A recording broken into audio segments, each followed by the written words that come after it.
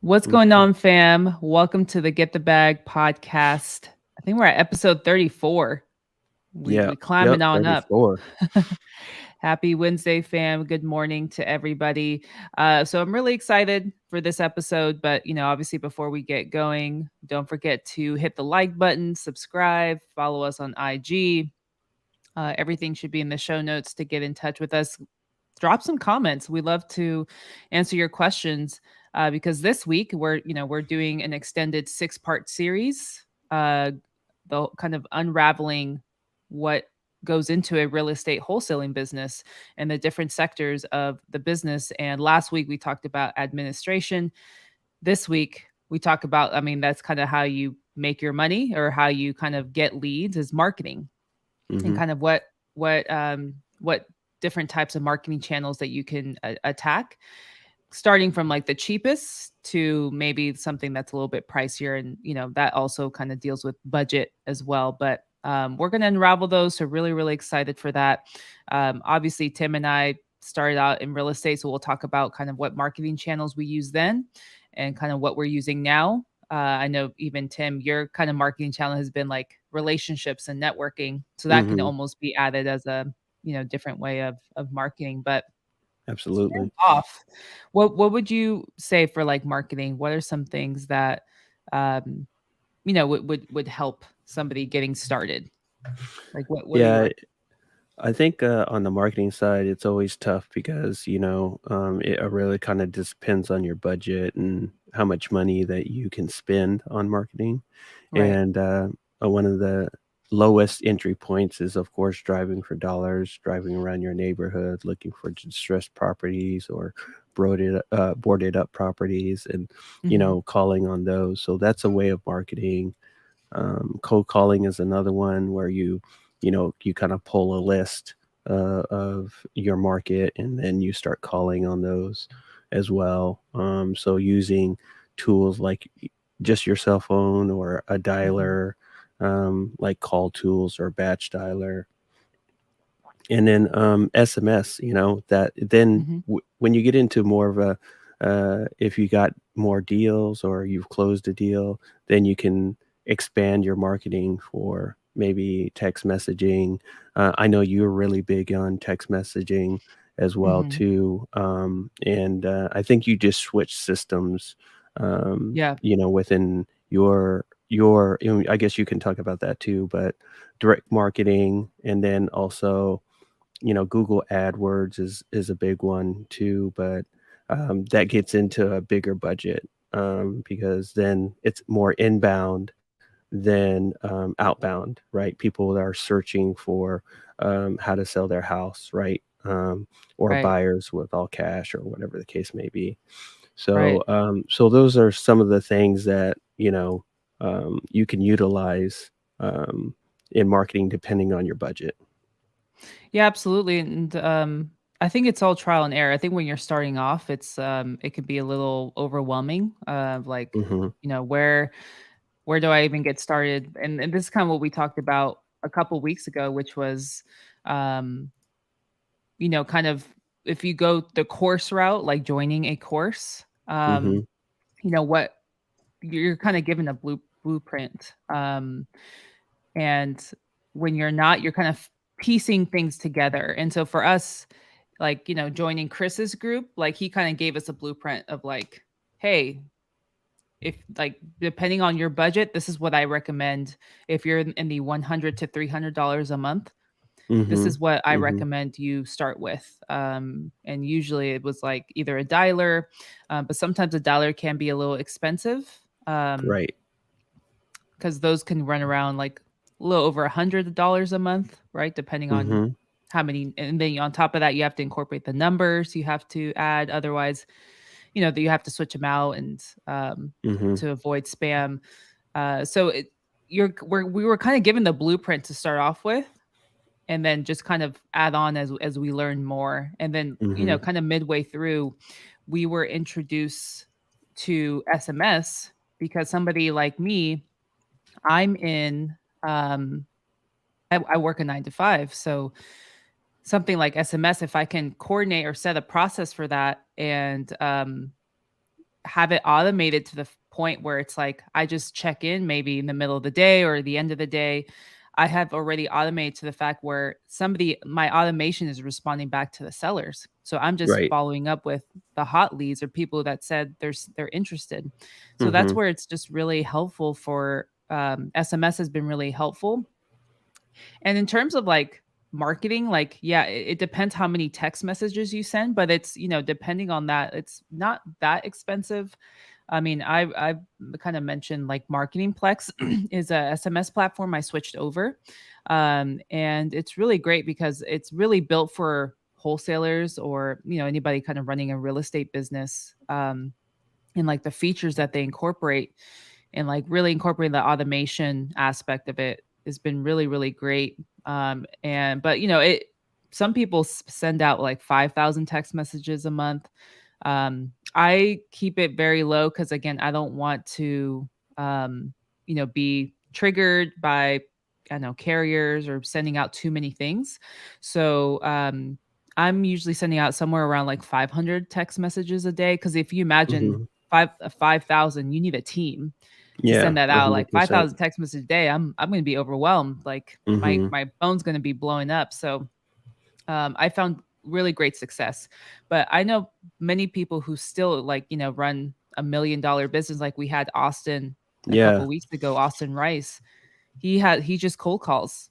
Yep. I think 100%. that's all he does. He has like a team of cold callers. So just because it's like a great entry point doesn't mean you should forget about it. I think people try to race towards the shiny, flashy thing of like, oh, Google Mhm. ads, PPC, when you don't really have to. So if you're starting out, I mean, cold calling is great. I mean, we talked about driving for dollars. That's a different form of marketing that's Mhm. free. You just Yep. need your gas and you just need gas and car.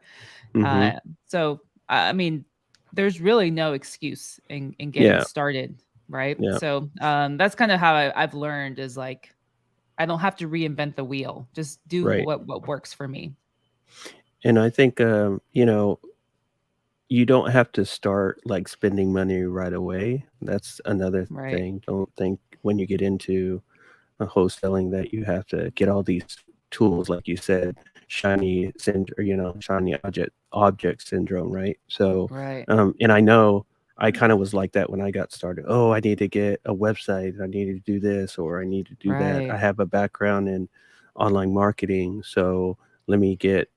And then, when Chris kind of broke down like the blueprint. You're like, "Oh, I don't need all that stuff, let me just get Right. down to the basics and start talking to sellers." And it really Yeah. no matter what, platform or strategy you use in your marketing, it all comes down to talking to the sellers.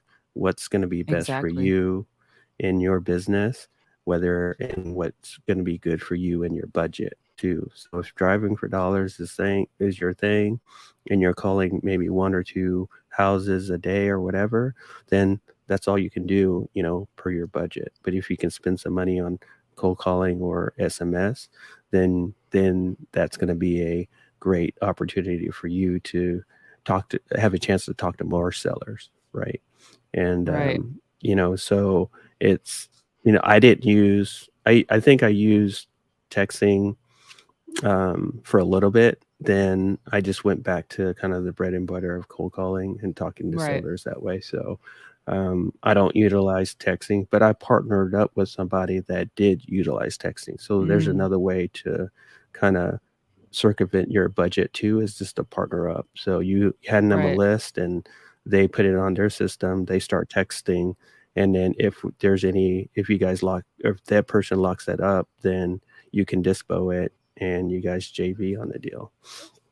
Yeah, exactly. And that's one thing we learned too in like joining a course was like you have a whole network of people that are as hungry as you are that like want to close a deal, but maybe they specialize in certain skills Mhm. that you don't. So some people are really great at dispoing or just finding buyers or just creating relationships, while others have maybe a system down with like on getting leads because you can't have a successful business if you're a lead generation. That was like something I've learned too. Like last year is like, yeah, I can have all the systems, but if I'm not running it correctly and getting leads, what's the point of it? Like you have to generate leads Mhm. to even get to the point of closing deals. So, just kind of find like what you're good at. And I think we've talked about before, if you're part of a network, reach out to your network and see how you guys can work together. Otherwise, like, just start test and trialing stuff. Like just see what works for you, what doesn't. Like I've done it, I've tried it all as well. Like I've done the cold calling, bulk cold calling, Mhm. bulk SMS. I dabble a little bit. We didn't talk much. It's like direct mail is another form of marketing, Oh, yeah. which is very Mhm. traditional. It's been around forever. I Mhm. mean, people talk about writing letters, like actually like writing letters Right. and then mailing them to sellers. And that's actually like one of the best ways. It's just really pricey because you're dealing with paper and like mailing it out.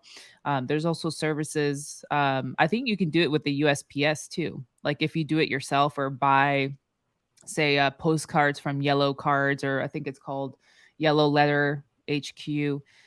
Print those out and then mail them through USPS. That's one way to do it. I think it's a little bit cheaper. Mhm. Otherwise, if you go through like a service like a Yellow Letter, where they send them out, you just provide the lists with the address and the names. I think it does come out like if you're doing it consistently. That's I think direct mail I've heard is like you have to do it consistently every month. And sometimes it takes a while to get back for sellers to get back because sometimes it takes Mhm. like 2 or 3 letters where they're like, "All right, fine, like I'm gonna call this person."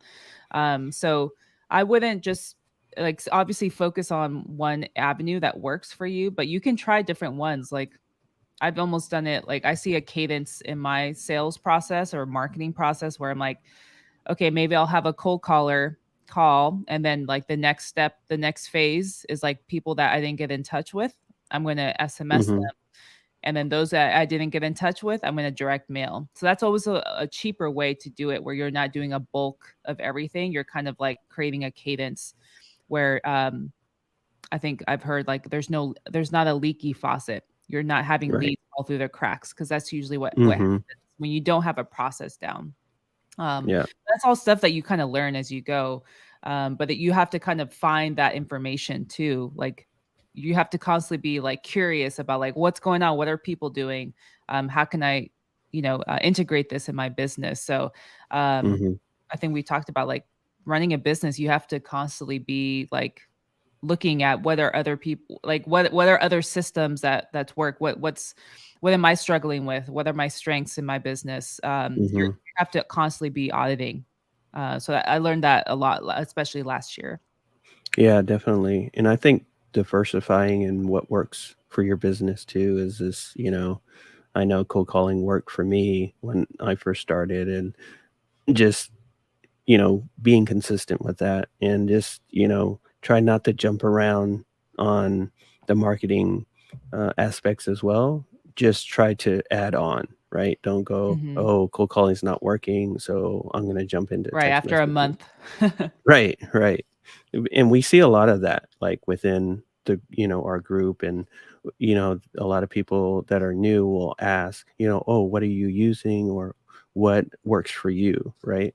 And Right. that's necessarily, like, you're you're different because you have a 9 to 5, and then, you're doing that. So, and then people that aren't working and are doing this full time, it's, maybe cold calling works for them better, right? And then Right. cold calling on top of receiving messages and getting back to people could be overwhelming for them as a one-man Right. show or one Right. woman show. So it's definitely a situation where you have to analyze what's going to work for you and your business as well. Right. That's such a good point, Tim, because patience. Like, Mm. we don't have that was when you're starting out. Because again, it's like like we talked the shiny object syndrome. If we're Mhm. on Instagram and seeing that, like, we want that instant gratification right away. And if we don't see Mhm. it, that's why so many people drop off, like when they get started, because it's really hard. Like, especially if you're tight on money, like, and Yeah. you're not seeing results for like 3 months, 6 months. And there's those anomalies where they just get it right. It's just, they're just able to close some deals, and then it's just, and then we want to compare ourselves to them, and it's just not Yeah, fair to ourselves to put us, like, we should be competing with ourselves. Like, where was exactly. I 6 months ago? Where was I, earlier this year compared to where I'm at now? Have I, like, you want to look at it that way, but it's really difficult. So I think this is why this business is so hard, is like you really have to be patient and trust your process. Um, and not be afraid to change stuff, but like be really intentional. If you are going to change, don't try something out for a month and say, oh, I'm out, it's out the door, because maybe you were maybe 1 month away from getting, having it work out to the way that you wanted to. So Hmm. what do you recommend, like when you try out a marketing channel? Like, how long do you recommend um trying it out until like you kind of see results or have an idea? Um, like you're saying, like, if you can do it for at least 3 to 6 months and, be consistent on it. I know those marketing channels are going to work. I mean, I don't know about direct marketing, that's maybe a longer play, and you might Right. get 1 or 2 calls and leads from that within the year or 2 years or whatever the case may be.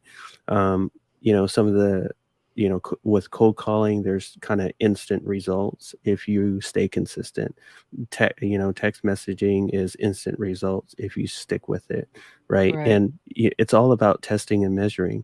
Is it, is it how you're talking to sellers, and what you're saying in the script, or, have other people listen to the conversation, and, are you saying the right things, So that's all about fine tuning your craft in those marketing channels, right? And Hmm. I think giving you some time to do that then will allow you to get you closer to closing a deal. Right. Yeah, I mean, I think that's huge. People just want to jump the gun. Like I said, you have to be auditing, constantly auditing your business. And one thing we've talked about too is like KPIs. Hmm. That's one thing that I mean, I'll just say, just that's one thing that's a, I don't want to say weakness, but it's just something that's missing. That's Mm. I have not been as consistent as I should have, because maybe if I would have tracked my KPIs a little bit better, I could, Hmm. like, because KPIs, your data is what's going to tell you what's going on in your business. So because you want to start it as early as possible, because then when you bring a team, you kind of know what to look out for. Hmm. So if I think I spoke about it last week, like kind of start a goal where you're like, how much money do you want to make a month? And then you kind of reverse engineer where you're like, okay, how many calls do I need to make to get a lead? And out of those leads, how many leads do I need to have to close, to get it under contract? And how many do I need to get under contract to close a deal? So you kind of want to reverse engineer from there. So if your goal is to get 600K a month or something ridiculous, like there's ways that you can reverse engineer where you're like, okay, I need to talk to or Hmm. call over 150 people to, Right. and then I need to connect with at least 7 people, or actually like get on the phone. And then I Hmm. need at least this number of leads. So like that, like once you have an idea, once you have your numbers, then you can be like, okay, yeah, I'm in the right direction, or I didn't hit that goal. Like, what are the results from that? I only got in touch with Hmm. 100 and I got less Right. leads. So it's just having that visibility in the business. And that's something, when you're just a one person show, like it's easy to just ignore that and just be like, oh yeah, I'm just gonna, just do whatever. And that's kind of what I've done Hmm. up until like recently, where I just started kind of building like a little KPI dashboard of like, this is my SMS metrics. This is my, well, I don't really cold call, but I do kind of like a niche, single line kind of calling. Hmm. That's one thing I do have down, but it's like SMS, which is like been my bread and butter for the most part. Like how does that look like?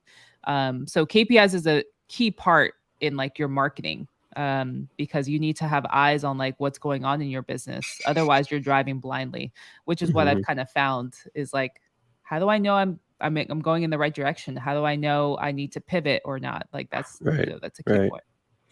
Yeah, I think that's really important. And I think we'll probably dive on that a little bit more in a different podcast, but that is actually gonna kind of drive your business too and your marketing because you can see what's working, what's not working, and you can kind of pivot Right. from there, and and adjust certain things within your marketing strategy on the wholesaling side. Yeah, absolutely. And I think another thing that's part of marketing that's really important is like organization, planning.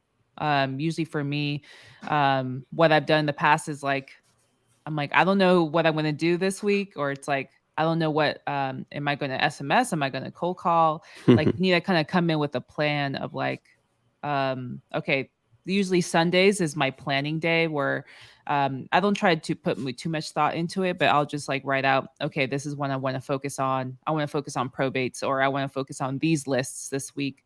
So I'm going to do, and then I usually set up my campaigns Sunday or schedule them, because you can schedule them ahead of time where it's like, okay, Mondays, Wednesday, Fridays, I'm going to run these campaigns.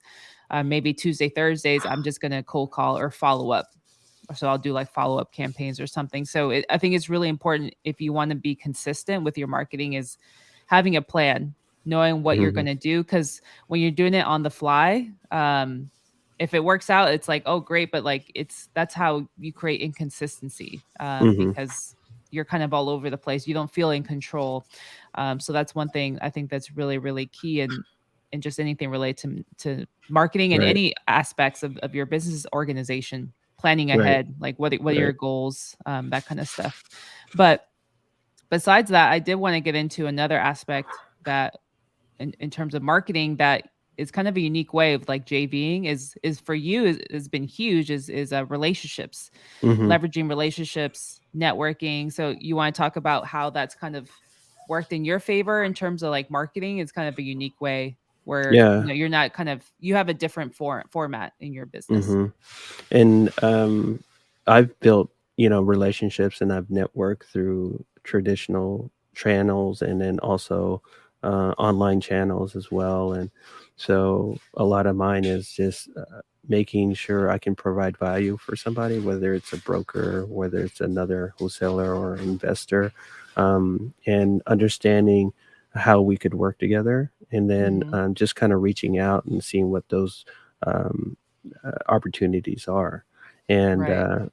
I utilize some of the think tools that I utilize to network is LinkedIn for sure. I think it's Hmm. underutilized. I use Discord to joining Discord groups within uh, bigger platforms. So other bigger wholesalers or people in real estate have discords, and I just joined those groups and try to help those members out with questions, Right. right? Just be an advocate for real estate. And then you by doing that, people will reach out to you, and then learn more about what you do and how you guys can work together, or do a Right. deal together, right? And then um, just going to, like you said, conferences, or going into different meetups as well too, and just explaining what you do. So I think it's Right. a really big part of your marketing strategy that people don't really think about. And you're Right. your biggest marketing channel, that an advocate for your That's business, huge. so you might as well talk about what you do. And because I always say, you never know where your next deal is going to come from, and so Right. you might as well just kind of spread the word on what you're doing.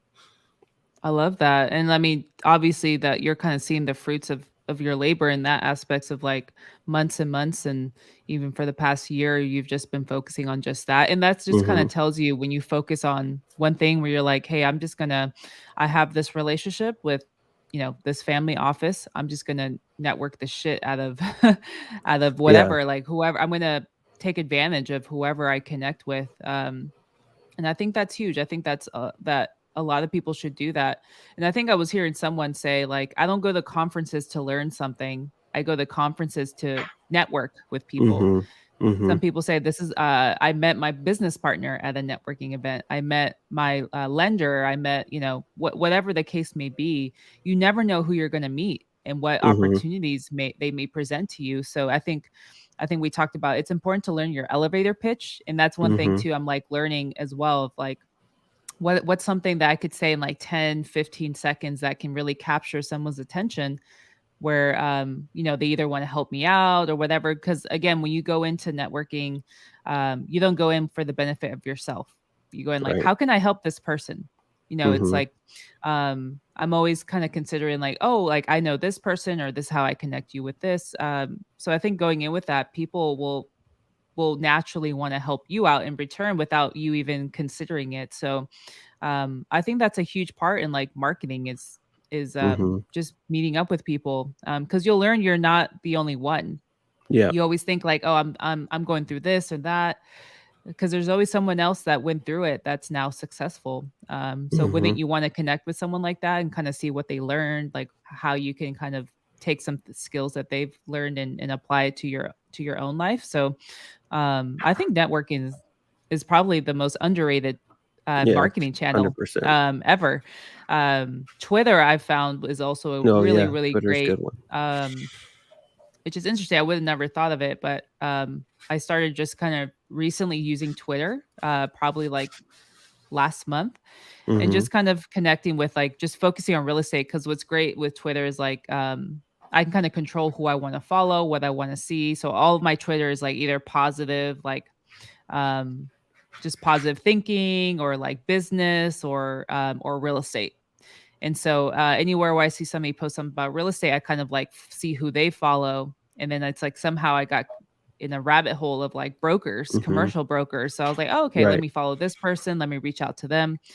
Um, and now I've kind of created some relationships in that sense. So you should always be like every week, I would assume like you should be incorporating networking of some sorts.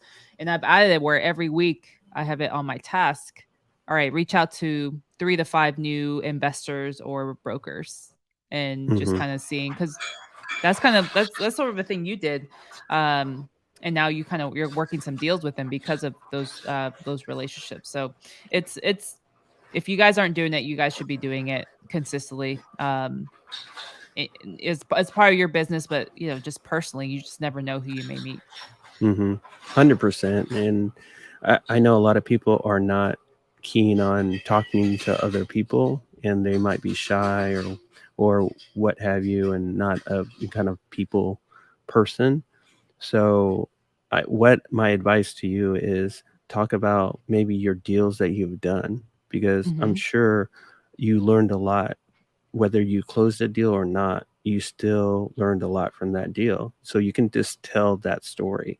You don't have Hmm. to really tell them about yourself. You can tell them more about what you've done in the industry, and that kind of breaks the ice too.